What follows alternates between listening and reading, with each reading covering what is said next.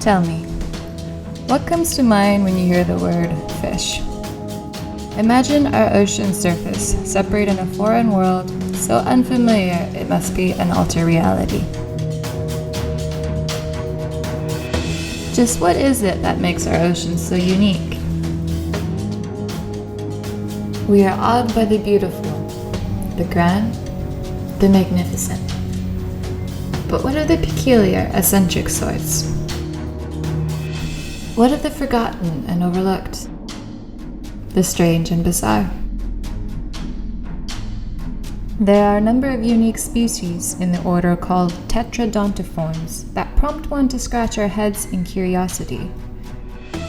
Perhaps the most noticeable thing are their distinct shapes. Why would they develop in such a way? What purpose does it serve? Is it their own personal techniques for survival, or has Mother Nature merely played a trick on them? Tetradontiformes are an order of ray fin fish embracing bizarrely shaped bodies when compared to the streamlined forms of most typical fish. Most species of this order move fairly slow, but their movements are precise, and Mother Nature shows they have more than what meets the eye.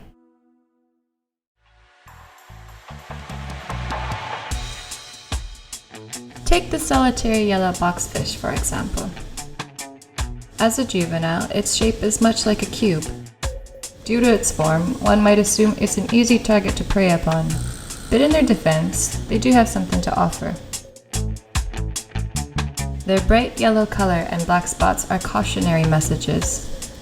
Failing these reminders, if a boxfish becomes injured or highly stressed, it expels poisons called tetrodotoxins that may be lethal to any fish in the surrounding area. Unraveling the truth behind a species' odd design, we discover its ultimate protection. But let's dive a little deeper. Certain members of the puffer family also contain the substance tetrodotoxin.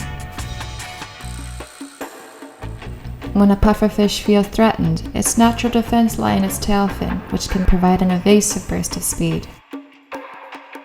Should this tactic fail, the pufferfish can quickly inflate itself with water or air, expanding several sizes into a virtually inedible state. This puffing ploy, however, is used only as a last resort.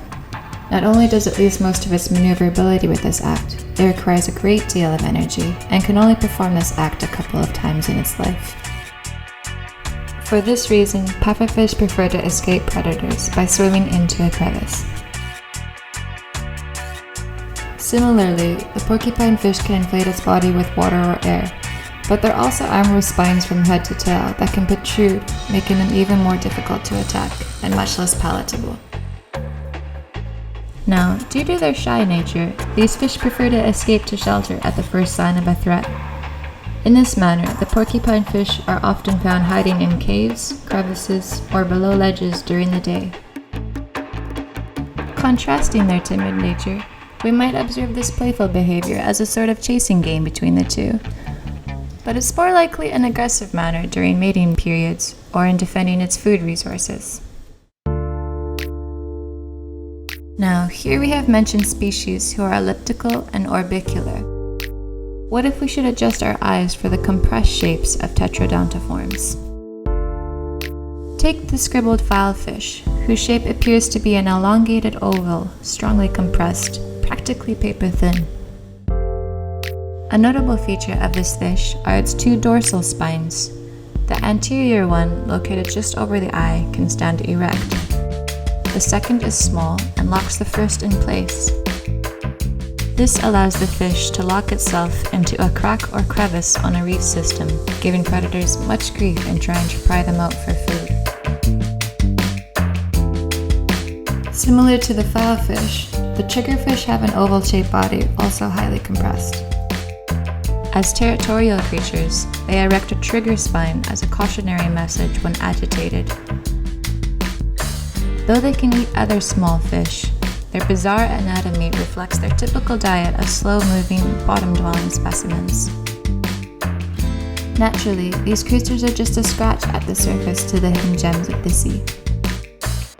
Be especially attentive, not just to the elegant and inspiring, but to the strange, and especially to what may seem peculiar or even ridiculous.